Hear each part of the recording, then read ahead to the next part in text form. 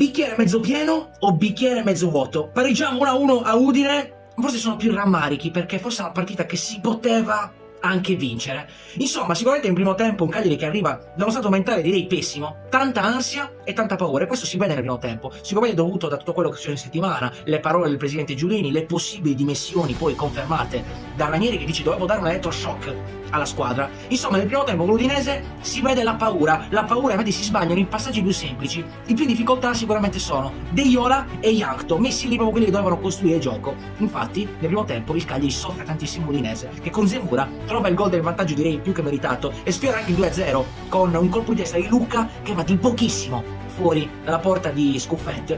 Ranieri si accorge che le cose non stanno andando bene e quindi il modulo di partenza è un 4-4-2 con Jankto e Lugumbo che sono gli esterni larghi e Gaetano fra la finta seconda punta, un mezzo trequartista dietro vicino alla Padula. Inverte Jankto e Lugumbo per cercare di limare quelle che erano le incursioni di quinti dell'Udinese.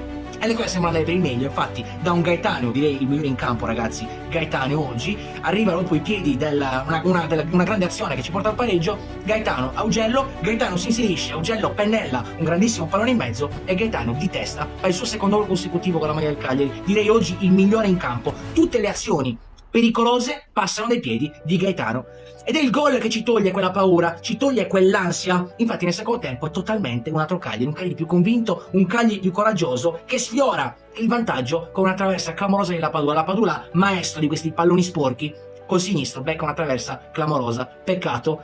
Entra poi anche Pavoletti che fa letteralmente la guerra, Mina è un baluardo difensivo che ci protegge. Insomma il Cagliari nel secondo tempo ragazzi meritava la vittoria perché ci siamo solo noi, attacchiamo con convinzione ma la vittoria non arriva. Allora vi chiedo, un bicchiere mezzo pieno o un bicchiere mezzo vuoto? Sicuramente una vittoria ci avrebbe dato un pochettino di sollievo in più, ma è vero anche che era importante non perdere per mettere un piccolo mattoncino e darci quella forse piccola serenità mentale che nelle ultime partite è venuta a mancare. Ci aspetta una sfida difficilissima contro il Napoli, però insomma ragazzi continuiamo a lottare e ripartiamo dallo spirito combattivo del secondo tempo. Mettete un like al video, commentiamo insieme la partita ragazzi, ricordatevi di supportare questa mia pagina, seguirmi e ricordatevi ragazzi sempre Forza Cagliari.